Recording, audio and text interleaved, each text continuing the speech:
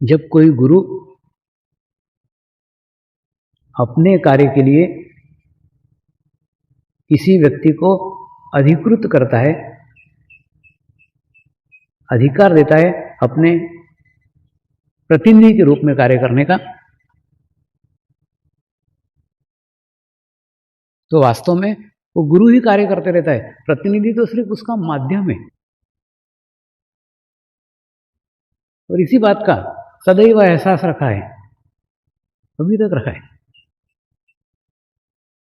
ये कार्य वही करने वाले हैं, मैं तो माध्यम हूं, मुझे अधिकृत किया इसलिए मैं कर रहा हूं, लेकिन ये कार्य मेरे शरीर से हो ऐसा है ही नहीं।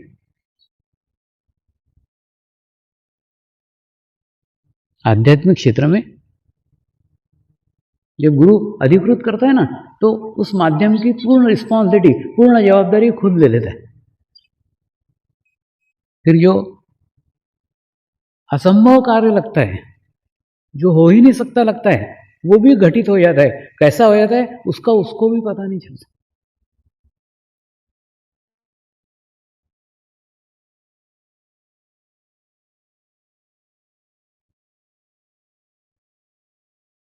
गुरु कार्य करने का मोह एक तरफ, और गुरु सानिध्य का मोह दूसरी तरफ।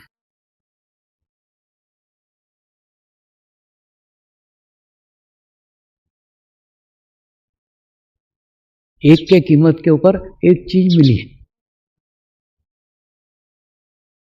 गुरु कार्य करने का अवसर तब मिला जब गुरु सानिध्य का मोह छोड़ पाया।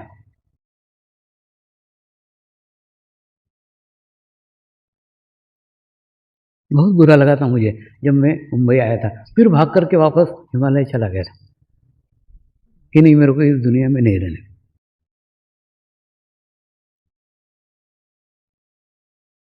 फिर गुरु ने समझाया, इतने साल तेरे ऊपर हमने साधना की है, हम ऐसे स्थिति में कि हम चाह करके भी समाज में नहीं जा सकते, इसीलिए तुझे माध्यम के रूप से अधिकृत कर रहे हैं। तू निमित्त है, हम ही सब कार्य कर लेंगे। उन्हीं की बात पे संपूर्ण विश्वास रख के, संपूर्ण श्रद्धा रख के उन्होंने कहा गुजरात में जाके कार्य करो। गुजरात में आकर कार्य करना प्रारंभ किया, और गुजरात में पहला पैर कहीं रखा है तो वो नवसारी में रखा। 10 साल पहले इसी दांडी के किनारे पे एक 10-12 साधक थे। शाम के दफे ध्यान कर रहे थे, मेडिटेशंस कर रहे थे, तो आकाश में ओम प्रकट हो गया। वो ओम प्रकट होना ये पहचान थी कि आश्रम यही बनेगा।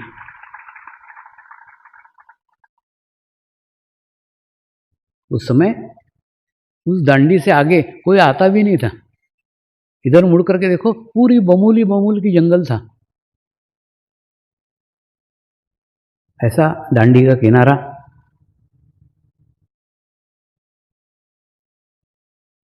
ऐसी ही बमूल की झाड़ियां, कोई मनुष्य नहीं आता था, कोई नहीं आते थे इधर। और गुरुदेव का संकेत बहुत कुछ आगे का कह गया।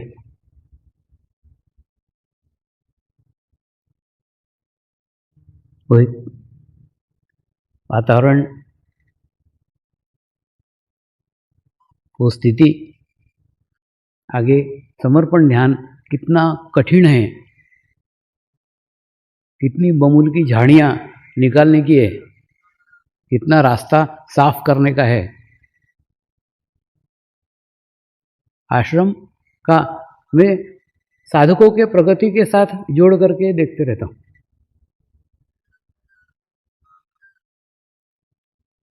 लेकिन धीरे धीरे समय बीतता गया, 2 साल बाद ये झाड़ियों वाली जमीन एक साधक ने टुकड़े टुकड़े में लोगों से खरीद कर दान दी। और मुझे याद है आज से 8 साल पहले यहीं बमुल की झाड़ियों के बीच एक छोटी सी झोपड़ी बनी हुई थी। उसी झोपड़ी में मैं बैठा हुआ था। 8-10 साधक झाड़ियाँ साफ करने का काम कर रहे थे। उतने में देखा 2 पुलिस की गाड़ियाँ आई, बाहर चली गई। हम लोगों ने ध्यान नहीं दिया, हमको लगा वन विभाग की गाड़ियाँ होगी। बाद में देखा खूब 20-25 गाड़ियाँ आई, कलेक्टर कौन कौन कौन कौन पुलिस सब अधिकारी सब यहाँ आए। कोई पटेल नाम के कलेक्टर थे। तो आके पूछे, बाबा यहाँ पे ज़मीन क्यों खरीदी? मैंने बोला मैंने थोड़ी खरीदी है, ये तो दान में मिली, अब जहाँ मिल गई वहाँ मिल गई। तो बोले ज़मीन आपकी है? मैंने कहा यही पता नहीं है मेरे को मेरी है कि नहीं, ज़मीन है यहाँ, कहाँ है मालूम नहीं। लेके आए थे उनके अधिकारी को, उन्होंने बोले इनका नाप तोल करके ये बताओ बाबा को कौन सी उसकी ज़मीन है। तो उधर कहीं बैठे हुए थे। पूरी झाड़ियाँ ही झाड़ियाँ, इतनी घनी झाड़ियाँ कि नवसारी से 4 साधक आते थे, चारों आके यहाँ वापस जाते थे, एक दूसरे को नहीं मिलते थे। क्योंकि ऐसा कोई पहचान नहीं था ना कि यहाँ खड़े रहो, सब जगह झाड़ियाँ ही झाड़ियाँ।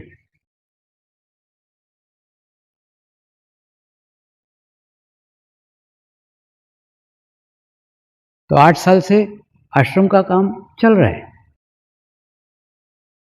ये झाड़ियाँ बमुल की झाड़ियाँ नहीं है, साधकों का भूतकाल है।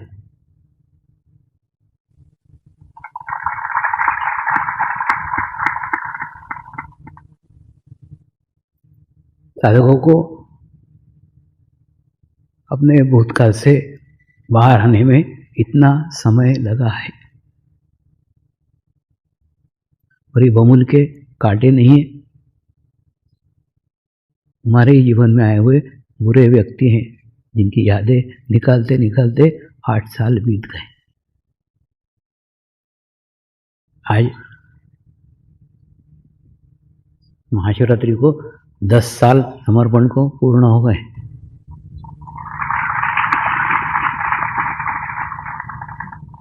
आज इन 10 सालों में क्या पाया और क्या खोया, अवलोकन करने का,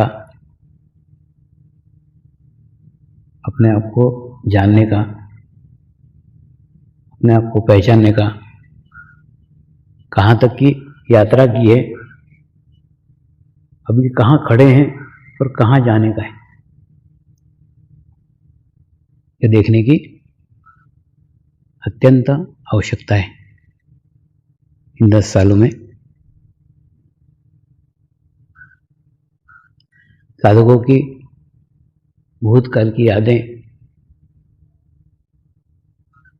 भूतकाल के बुरे व्यक्ति, भूतकाल की बुरी घटनाएं निकालते निकालते ये 10 साल लग गए। बुरे व्यसन छूटे हैं, सुरक्षा कवच प्राप्त हुआ है, सामूहिकता का प्रोटेक्शन प्राप्त हुआ है, सामूहिकता का सुरक्षा कवच प्राप्त हुआ है। फिर भी जो प्रगति हुई है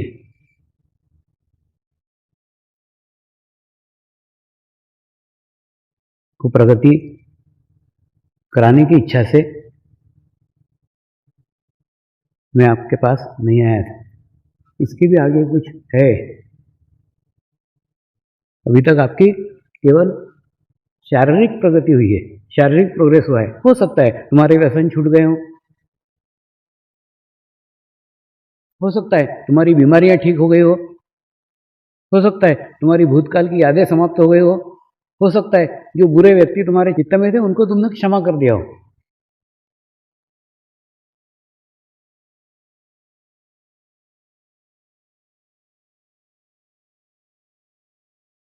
हो सकता है तुम्हारी आर्थिक स्थिति भी अच्छी हो गई हो, समाधान तक भी प्राप्त हो गए हो।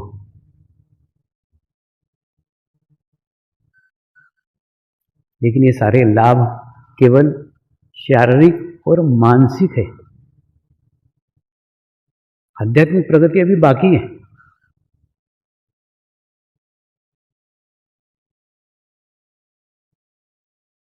मैंने बताया ना, ये आश्रम की स्थिति तुम्हारी स्थिति है। यहाँ अब झाड़ियाँ नहीं दिख रही, काफ़ी मैदान दिख रहा है, जहाँ जितने हजारों लोग आप बैठ सकते हो। ये आपके मानसिक स्थिति और शारीरिक स्थिति की प्रगति का द्योतक है।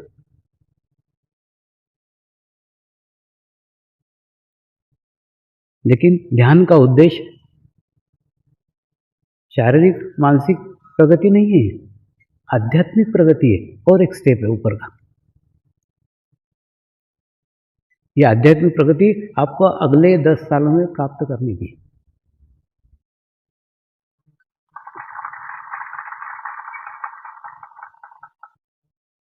मैं अगले 10 साल बोल रहा हूं, इसका अर्थ 10 साल लगेंगे ऐसा नहीं, लेकिन मैं सदैव विशाल दृष्टिकोण लेके चलता हूं, क्योंकि मेरे को सबको लेके चलना पड़ता है। कोई आगे रह गया, कोई पीछे रह गया, ऐसा नहीं है।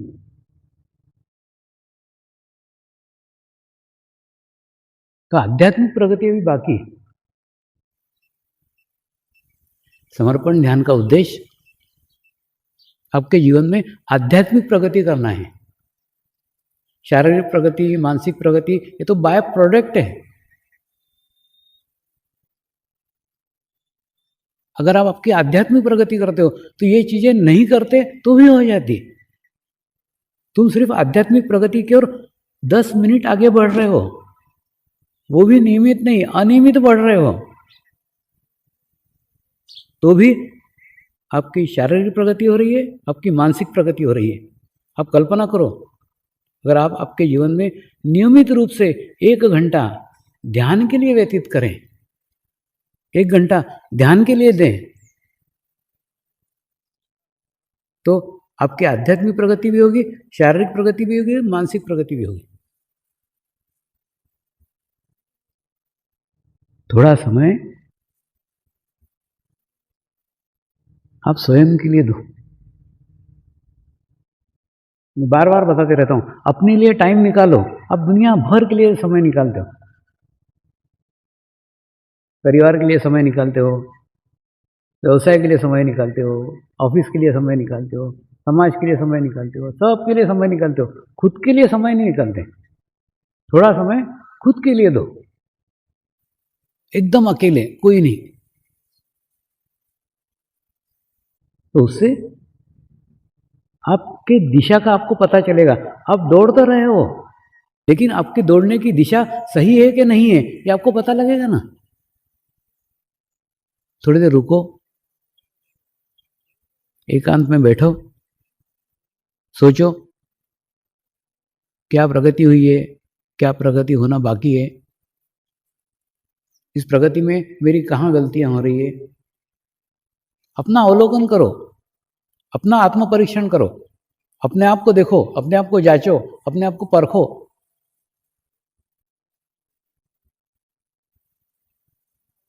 और ये आपको कह रहा हूं ऐसा नहीं, मैं खुद भी तो करता हूं।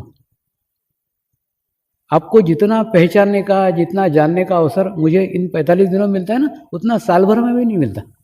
इस 45 दिनों में आपके बहुत करीब रहता हूं, बहुत पास रहता हूं।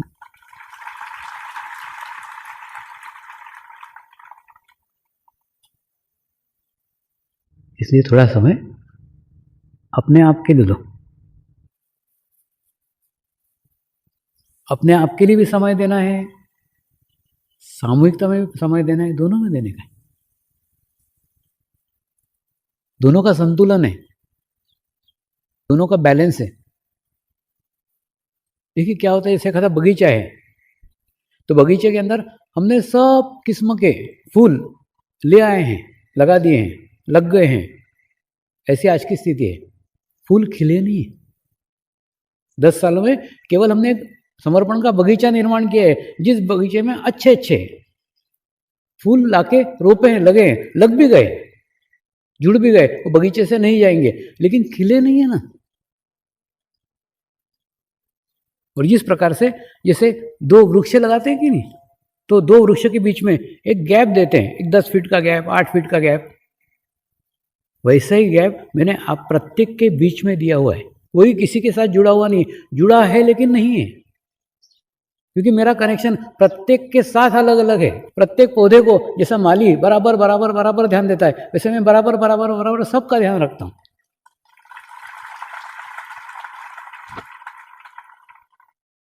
खिलना अभी बाकी है।